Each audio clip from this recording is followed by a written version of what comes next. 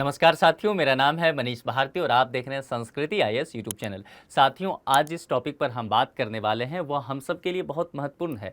मनुष्य जो है संसाधनों की खोज में लगा हुआ ही रहता है, इसीलिए जहां भी उसे बेहतर चीज़ें दिखती है वहां तक उसके पहुंचने की होड़ लगी रहती है। और अब बात की जा रही है, कई ऐसे रिपोर्ट आए हैं दुनिया भर से जो कि कहा जा रहा है जिसमें कि आर्कटिक को लेकर दुनिया के ताकतवर देशों के बीच जो है अब होड़ मचने लगी है। तो यह भी अब बातें की जाती रही है कि क्या संभव है कि अगला वर्ल्ड वार जो हो जाए, विश्व युद्ध हो जाए, विभिन्न ताकतवर देश जो हैं एक दूसरे से टकराएं, क्या उसका मुद्दा आर्कटिक हो सकता है? इन सभी चीज़ों पर हम विस्तार से बात करेंगे। लेकिन जब हम कह रहे हैं कि क्या आर्कटिक वह मुद्दा हो सकता है, तो हमें यह समझना पड़ेगा कि आर्कटिक का आखिर महत्व क्या है।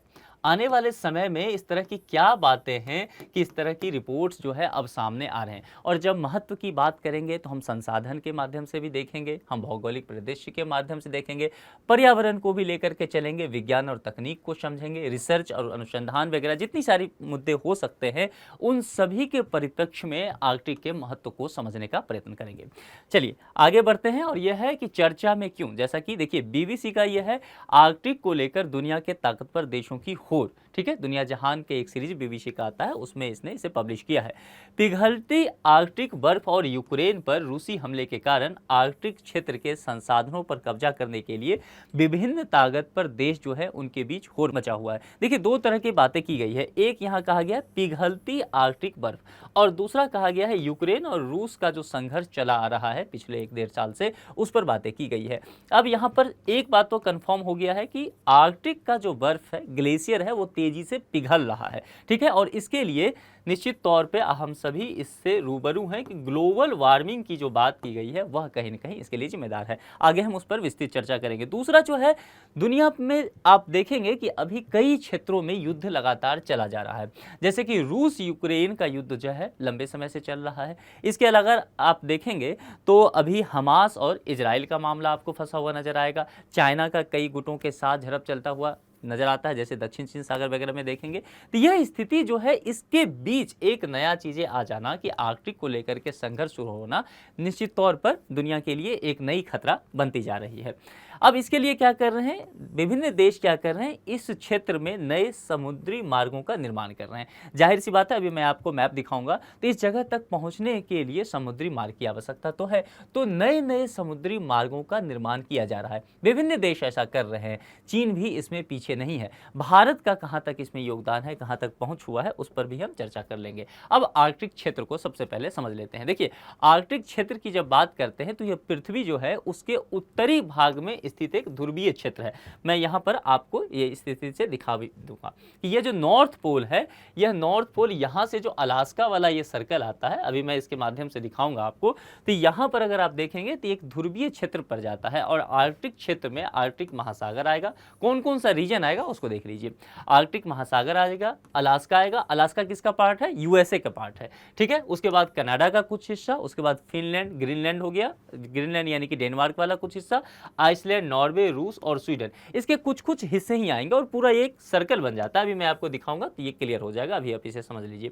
आर्कटिक क्षेत्र में लगभग वर्ष भर बर्फ जमी रहती है, इससे यहाँ का एक विशिष्ट जो है पारिस्थितिकी तंत्र जो डेवलप हो जाता है। अब यहाँ पर इस चीज को मैं आपको मैप के माध्यम से समझा देता हूँ। ये वर्ल्ड मैप आप यहाँ देख रहे हैं, यह हिस्सा जो है जैसे मैंने कहा यह अलास्का का है, यूएसए का है, तो यहाँ से एक सर्कल बनता जाएगा, ठीक है। तो यहाँ से जब सर्कल बनेगा तो इसे मैं आपको यहाँ पर जूम करके दिखाता हूँ। देखिए ये आर्कटिक रीजन पर जाता है पूरा और ये आर्कटिक ओशियन पर जाता है। तो मैंने पहले कहा था कि आर्कटिक ओशियन जो है इसका एक पार्ट हो जाएगा। ये पृथ्वी का कहां पर जाएगा? नॉर्थ पोल पे, यानी कि उत्तरी ध्रुव पे पड़ेगा। और यहां पर देखिए, अगर यहां से हम शुरुआत करते हैं, अलास्का जैसा कि मैंने कहा कि ये यूएसए के पार्ट पड़ेगा, कनाडा का कुछ हिस्सा पड़ता है, यहां से ये सर्कल चलेगा तो ये जो हिस्सा कुछ है कनाडा का, यह इसके अंदर आ जाएगा। और ग्रीनलैंड, यहां से सर्कल आएगा तो ग्रीनलैंड का यह हिस्सा आएगा, तो यहां से सर्कल होते हुए फिर आइसलैंड को आप देख रहे हैं, आइसलैंड का कुछ हिस्सा आएगा, फिर नॉर्वे का, स्वीडन का, फिनलैंड का और फिर फाइनली रसिया का। यह एक सर्कल का निर्माण इस तरह से करता है, ठीक है।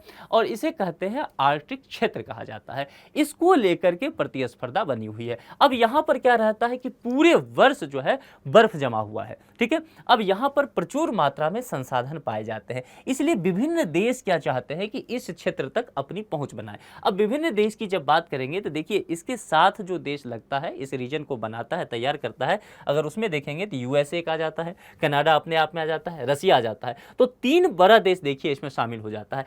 इसके अलावा कुछ और छोटे छोटे देश जो है इसमें शामिल हो जाते हैं। इस पर अब हम विस्तार से समझ लेते हैं। आपने इसकी भौगोलिक स्थिति को देख लिया है। आर्कटिक क्षेत्र का महत्व क्या है, जैसा कि मैंने पहले भी कहा था आपको कि हम इसके आर्थिक महत्व को देखेंगे, इसके वैज्ञानिक महत्व को देखेंगे, संसाधनों के हिसाब से क्या महत्व है, इन सभी चीजों पर हम विस्तार से बात करेंगे। तो सबसे पहले आर्थिक महत्व को देखते हैं।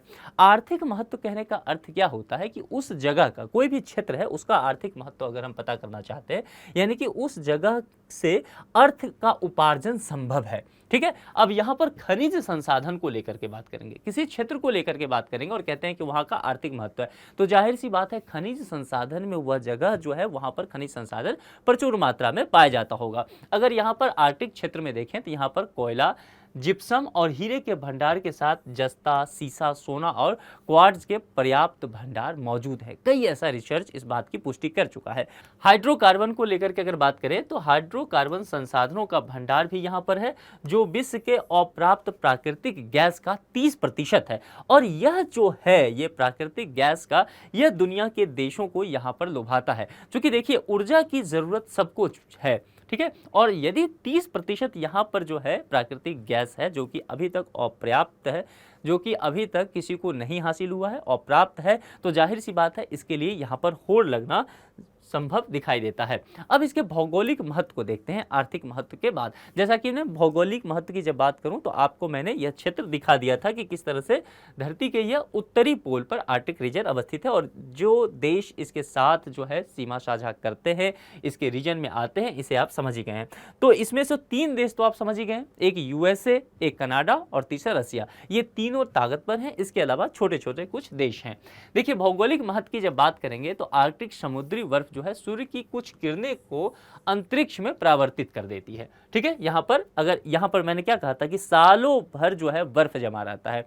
तो इस स्थिति में क्या होगा कि समुद्री बर्फ जो है सूरज की जब यहाँ पर किरण पड़ेगी तो जाहिर सी बात है सूरज की किरण आ रहा है तो यह क्या करेगी, परावर्तित कर देगी इसे, ठीक है। यहाँ पर यह परावर्तित हो जाएगी। अब अगर इसमें परावर्तित करने की इस बर्फों में शक्ति है तो इसका मतलब क्या हुआ कि पृथ्वी का तापमान जो है इससे संतुलित रहता है, तापमान में कमी बनी रहती है। जैसा आप देख रहे हैं कि ग्लोबल वार्मिंग की बातें की जा रही है तो टेम्परेचर बहुत बढ़ रहा है। यूरोप में इस साल का देखेंगे तो फ्रांस में भी 1 महीने पहले तक 36 डिग्री टेम्परेचर था, जो कि फ्रांस में अमूमन नहीं देखा जाता है। तो यदि यह स्थिति है तो इसमें भौगोलिक दृष्टिकोण से देखें तो आर्कटिक क्षेत्र का काफी महत्व हो जाता है, क्योंकि वो पृथ्वी के तापमान को कम करने में अपना महत्वपूर्ण योगदान देता है। भू राजनीतिक महत्व को लेकर के मैं पहले ही मैप में आपको बता चुका हूं, फिर से एक बार आप देख लीजिए। जैसा कि मैंने कहा था कि संसाधन अधिक हैं और संसाधन अभी तक किसी को प्राप्त नहीं हुआ है, तो जाहिर सी बात है वहां तक पहुंचने के लिए होड़ मचेगी, तब कि जब प्राकृतिक गैस की जो मात्रा है 30% तक वहां बताई जा रही है। यहां अगर देखेंगे तो चीन हर जगह पहुंचना चाहता है, जहां भी चीन को लगता है कि अर्थव्यवस्था से जुड़ी हुई कुछ बातें हैं वहां तक वो अपनी पहुंच बनाना चाहता है।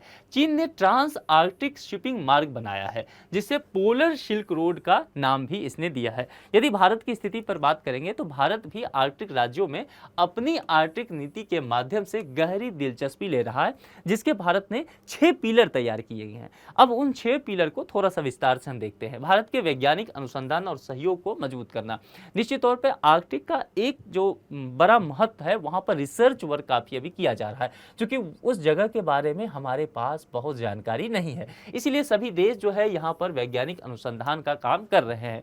जैसा मैंने पहले भी कहा कि जलवायु और पर्यावरण संरक्षण के लिए इस क्षेत्र का काफी महत्व है। आर्थिक और मानव विकास के लिए हम पहले ही बात कर चुके हैं कि अर्थव्यवस्था बढ़ेगा, मानव का विकास होगा। परिवहन और कनेक्टिविटी के लिए जो है भारत लगातार आर्कटिक राज्यों के संपर्क में रहा है। शासन और अंतर्राष्ट्रीय सहयोग को लेकर के, चूंकि निश्चित तौर पर भारत देखिए दुनिया का एक बड़ा देश है, एक पावरफुल कंट्री है, तो बाकी देशों का होर यदि वहां मचता है तो जाहिर सी बात है भारत का हित भी कहीं न कहीं वहां जुड़ेगा। इसलिए अंतर्राष्ट्रीय सहयोग को लेकर के भारत बात करता है। एक जो 6 पिलर बनाया है उसमें से 5वां पिलर भारत ने यह रखा है। और छठे की बात करें तो आर्कटिक क्षेत्र में राष्ट्रीय क्षमता निर्माण की बात भी भारत करता रहा है। इसके अलावा पर्यावरण का महत्व जब हम लेकर के चर्चा करेंगे तब मैंने आपको पहले ही बताया था कि इस क्षेत्र में वर्ष भर क्या है, बर्फ जमा रहता है। लेकिन एक बात कही जा रही है, रिसर्च कई बताते जा रहे हैं, दुनिया भर के वैज्ञानिक इस पर चिंता भी दिखा रहे हैं कि यहाँ का जो ग्लेशियर है वो तेजी से पिघल रहा है। अब अगर यहाँ का ग्लेशियर तेजी से पिघल रहा है तो हिमालय क्षेत्र में जो ग्लेशियर है वहां भी ग्लेशियर पिघल रहा है, तो दोनों के स्थिति को तुलनात्मक रूप से अध्ययन करना बेहतर हो जाएगा वैज्ञानिकों के लिए। तो यही काम यहाँ पर किया जा रहा है और जलवायु परिवर्तन को समझने के लिए, उसके समाधान के लिए इस पर त्वरित कार्य हो सकता है। आर्कटिक परिषद की बात करते हैं, यदि हम आर्कटिक परिषद की बात करते हैं तो इसमें 8 परिध्रुवीय देश जो है वह शामिल होते हैं, जैसे कि कनाडा, पहले ही हमने मैप के थ्रू आपको बताया था, कनाडा हो गया, डेनमार्क हो गया, फिनलैंड हो गया, आइसलैंड, नॉर्वे, रूस, स्वीडन और अमेरिका। अमेरिका का छोटा सा हिस्सा पड़ जाता है जिसे आपके अलास्का कहते हैं। ठीक है, आर्कटिक परिषद की जो स्थापना हुई थी वो वर्ष 1996 में ओटावा घोषणा से किया गया था। यह आपके लिए महत्वपूर्ण है, ओटावा घोषणा जो है आप इसको ध्यान से रखिएगा। भारत को वर्ष 2013 से आर्कटिक परिषद का पर्यवेक्षक राष्ट्र का दर्जा प्राप्त है। ध्यान देना है, इस परिषद में भारत जो है इसका पूर्ण राष्ट्र नहीं है, इसे एक पर्यवेक्षक राष्ट्र का दर्जा दिया गया है। यह पॉइंट भी आपके लिए महत्वपूर्ण है, इसे आप नोट कर लीजिए। चलिए आगे बढ़ते हैं। भारत के अलावा आर्कटिक परिषद के अन्य पर्यवेक्षक कुछ सदस्य देश भी हैं और अन्य पर्यवेक्षक सदस्य देश हैं उसमें कौन कौन है, तो जापान है, चीन है, France, Germany, UK, Italy, Switzerland, Poland, Spain, Netherlands, Singapore और दक्षिण कोरिया, कोरियाई प्रायद्वीप से आता है। आर्कटिक परिषद क्या करता है, तो आर्कटिक क्षेत्र में सतत विकास और पर्यावरण संरक्षण के लिए सहयोग, समन्वय और सहभागिता को बढ़ावा देने के लिए एक उच्च स्तरीय अंतरशासकीय फोरम है। सतत विकास की बात की गई है, यानी कि सस्टेनेबल डेवलपमेंट। सस्टेनेबल डेवलपमेंट का क्या तात्पर्य है, यानी कि वर्तमान पीढ़ी जो है वह संसाधनों का इस्तेमाल तो करे, लेकिन संसाधनों का इस्तेमाल इस कदर ना कर ले कि आने वाली पीढ़ी के लिए रिसोर्सेज अवेलेबल हो ही नहीं।